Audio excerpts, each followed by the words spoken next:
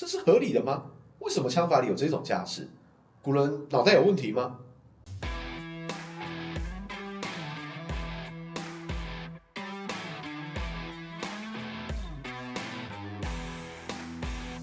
大家好，我是金先生。今天呢，来跟各位讨论一个你在网络上一定常常会看到的现象。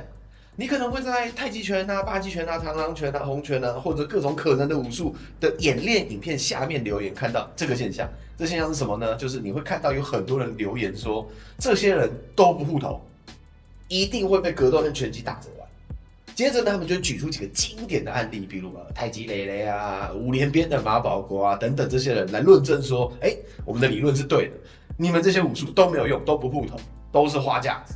但事实真的是这样吗？护头的概念呢，来自一个很基本且重要的格斗逻辑。头部呢，掌管着非常多重要的人体机能，并且头部上面有很多很脆弱的器官。在普遍的认知中呢，能够成功重击头部，几乎就代表战斗的结束。既然是这么重要的区域，那为什么不护？以前创拳的人都是白痴，还都是骗子，专门用花拳绣腿骗钱吗？在解释清楚这个概念之前呢，让我们先来思考两个问题。第一个，人体的正面有多少区域是脆弱点？第二个，有哪一种架势可以一次把这些脆弱点全部都护住？好，如果你有认真思考刚刚我说的那两个问题呢，或许你心里已经有些解答了，但我还是会花一些时间把这件事情解释清楚，希望可以帮助你更好的理解这整个概念。首先，人体正面的脆弱点呢，大概有现在图片展示的这些脆弱点呢，分布在人体由上到下，到处都是。那只要稍懂发力的人，用力去击打，几乎都是重伤甚至死亡的风险。那既然有这么多的脆弱点存在，为什么我们在交战的时候要只把双手这么重要的资源分布在头上呢？有没有更经济实惠的做法？很多国术门派呢，都有属于自己的几种重要架势，如八极拳的546步、螳螂七星、形意的三体式等等。这些架势不是摆出来耍帅好看而已的，他们各自有各自的重点特性存在。但无论哪一种，这些架势大多有一两种共通特性，也是他们在防御上面最重要的特性。第一个，三尖对照。三尖对照的意思呢，就是鼻尖对指尖也对脚尖。这样的动作呢，如果你在对手的视角看去，会发现，膝盖脚尖把下裆给遮住，指尖到手臂呢，把脸胸的中线给护住。所以从正面看去呢，如果你要用直拳打入呢，突破口相对较少。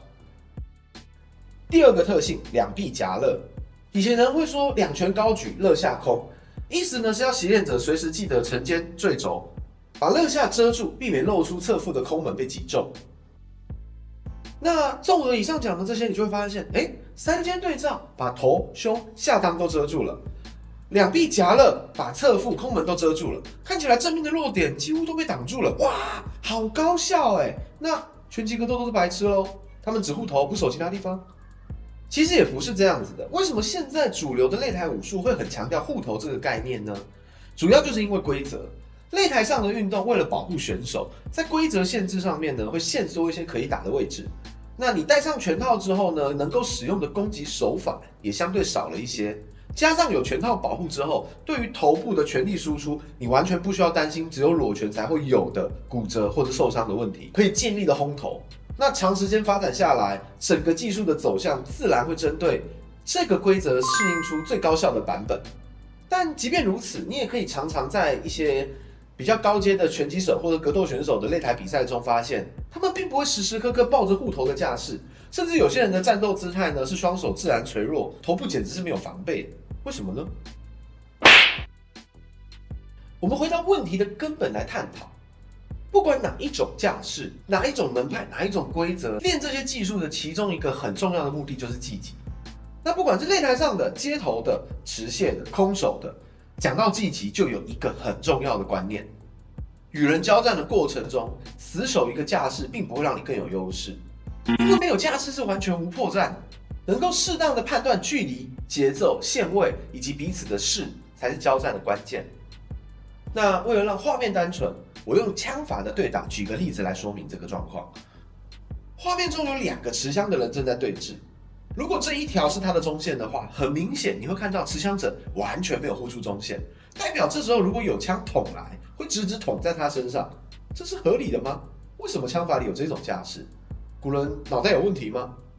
现在我们重来一次，回到这个架势来，中门大开，所以敌枪顺势推出，但很明显这次结果完全不同。为什么？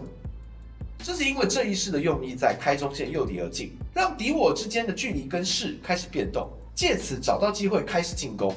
以这个例子，我们可以发现架势这种东西它不是死的。初学者身体可能没有任何记忆跟结构，当然会被教练跟老师一直叮咛说要护头、要夹轴。但进入对战状态之中，你只死抓着一个架势不放，反而会让对手更好拿捏你的节奏。随着交战节奏不同，有不同的变化，能够不被你的对手找到规律的打法，才是胜算比较高的做法。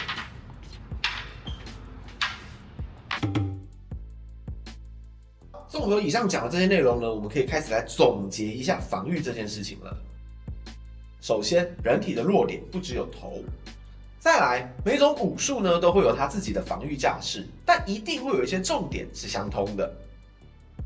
最后，无论哪一种武术，技击的时候死守着一种架势，都会让自己的节奏非常单调。防御这件事情啊，其实除了硬挡，应该可以有更多做法才对。就算是以击打规则相对单纯的拳击来看，你都可以发现闪躲、拨拳这类动作存在。更别说在规则相对复杂的综合格斗赛场上，只用一套互不互头的逻辑去套用在所有战斗模式上面，其实根本就不现实。会去一直留言说互头的人只有两种，一种呢就是菜鸟人云亦云，另外一种呢就是看太多不会打架的人被打爆之后，总结出了一个错误的结论。而把这部影片看到这边的你，应该已经可以发现，这几年来那些被打成猪头的大师们，其实问题的重点根本不是他们互不互头，是他们根本不会打架，没有距离感知能力，无法把控交战节奏，出拳也没有合理的发力路径来给对手加压。这些问题比会不会护头、有没有拿起护头架势比起来严重的多很多。就算这些人懂得拿起护头架势，也只是变成一个可以多挨几拳的沙包而已，结果不会有任何改变。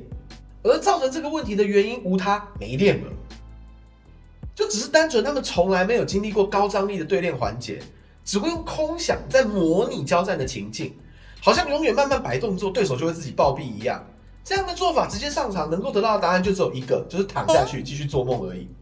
好，感谢各位看到这边，把这部影片看到这边的你呢，应该已经知道了，护头呢从来就不是只有把架势摆出来，也不是只有硬接拳头这几种基本的做法而已。希望看完的各位呢，都能更了解武术的内涵，懂得用更深的观点去阅读交战的各种细节。当然，最好的了解方法就是深入。你真的想懂这些的话，你可以去报名离你家比较近的那些武术单位，做各种练习了解。我相信呢，只有你自己真的接触了，你才能用身体去体感武术的奥妙跟艰难的地方。拒当网络酸民，从身体力行开始。至于躺着的大师，就继续躺着吧。其实躺着做梦也蛮舒服的，对吧？另外呢，为了嘲讽这些门外汉酸民的留言呢，我最近呢突然突发奇想，拍了一个护头侠系列的短片。一直拿着护头架势手多酸啊，戴安全帽打架一定赢的，对吧？大家有空也可以去看一下，笑一笑，然后顺手点赞啊、分享啊，支持一下更多内容。好了，感谢各位看到这边，我是金先生，老实练拳，认真度日，我们未完待续。